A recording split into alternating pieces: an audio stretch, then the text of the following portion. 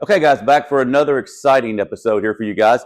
I'm going to talk about how the golf club is supposed to be relaxed and loose at the top of the golf swing and why, and how that will be very controversial, I understand, and how there are a select few that have taken yesterday's video and over-exaggerated what I told them to do as they sent this in comments. Listen, I reply to every single person who leaves me a comment. So I'm going to go ahead and get on with this and kind of explain today's lesson as well as I feel like the best golf glove on the market that's going to help you have a really good top of the swing position. And I'm also going to talk about something that's never been discussed ever on the internet. So stay tuned for that. If you like it, like, subscribe, and share. It makes a huge difference. YouTube has really changed my life, and I'm really trying to give back to you guys. All right, so let's get into it. So as you guys know, if you followed me many times before, your hands are going to hang just like they are when they're walking. Whether or not you are lead leg or trail leg, your hands completely mimic exactly the angle and the shape that they're in. Now, and I want you guys to hopefully can see this. I'll come into the camera a little bit. So second groove there, and right in that first foul length, and the thumb on the side. If you can do this easily, then your golf grip is correct. And as you take the golf club back, I'm not trying to ever put it in place. This is the biggest difference between me and my instruction and how I've evolved, okay, is that you do not have to try to turn the body or put your arm somewhere.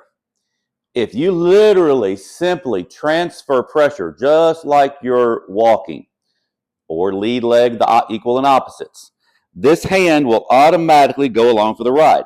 There is a little bit of pressure in this hand, and as I'm taking it back right here, there is a teeny bit of pressure, and you'll feel it in the last three fingers of the hand, and you'll feel it there. Now, you've heard that before, but that's where it ends, okay? So once it gets here, because there's an inertia and a force exerted on this object as it is swinging back right here. And my golf club, by the way, I'm not putting it toe up. I know that looks pretty.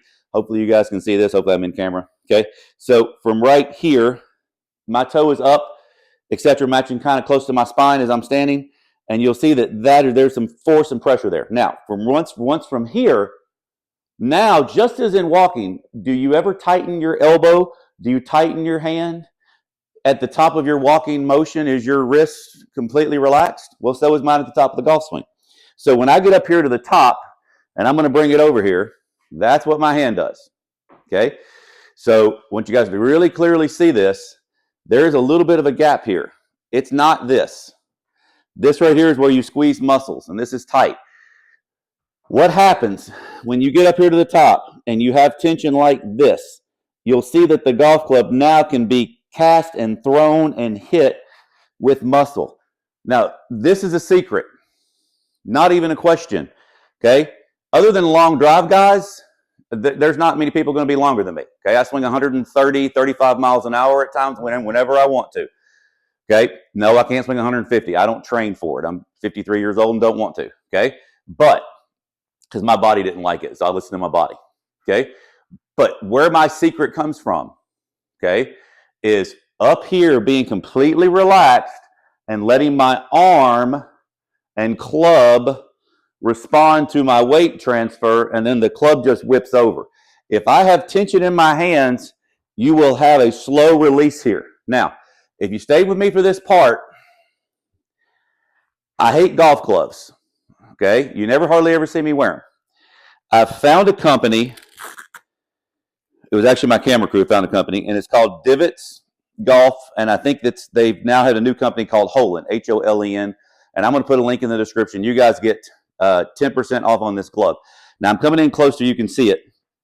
This is like a silicone right here, and what that does is it grips where you can buy 3 gloves, and it probably lasts you a year, okay?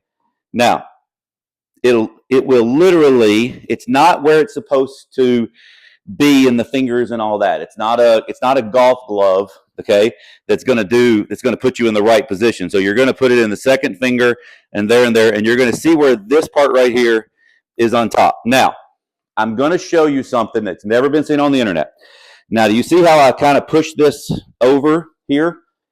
Now, what that does is this part of my skin ropes, and I literally am tightening the fascia on the hand. And I'm pushing it over, okay?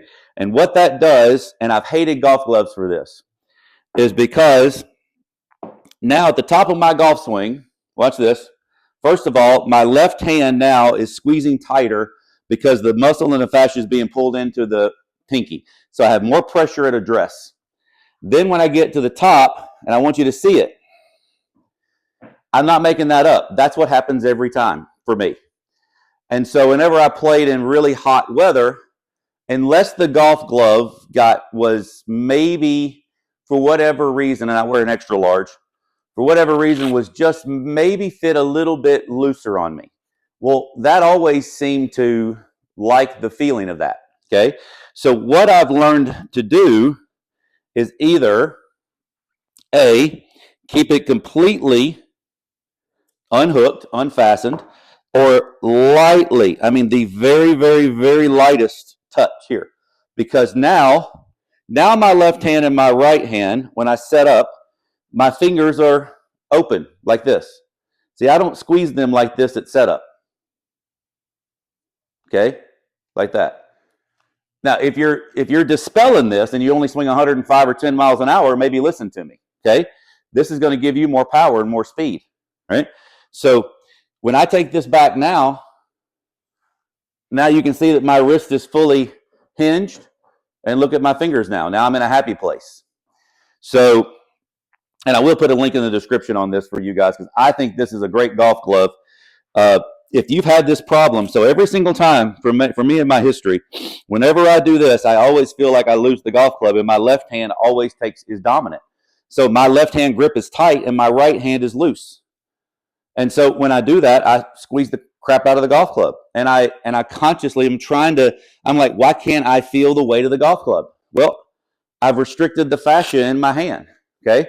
So I literally, and you'll see I kind of shake them out a little bit and loosen it out a little bit because I want to make sure that all fingers and joints can move freely and easily. Because again, I'm going to take this way out of the golf club. When you walk from side to side, you do not have any tension in your arm, forearm, muscles, hands, etc. Okay? So that allows me to just let the weight go. Now, on to yesterday's lesson and where people are kind of screwing up on the idea. And there is a handful of people that can hit the ball low and left and release the club a little early. Now, here is where things can go a little wrong. So if you didn't see yesterday's lesson, I talked about, shame on you, first of all, I talked about the hand, how it spins over and how the right hand goes under. Well, here's what happens for people when they overdo this. They'll get right here, and if you don't have your weight shifted on the left post, and even if you do, and you try to spin your hand, you can spin your hand early and go around, and my arm didn't move. Now, I've always said from right here, once I shift over, I just let my arm go. So my arm has to keep advancing here, that once my arm gets right about in here, centrifugal force stops me from my body, and then the golf club releases. See, my hand is out here in line with the arm and the shaft, and then releases. And when it releases, it's not really releasing right here.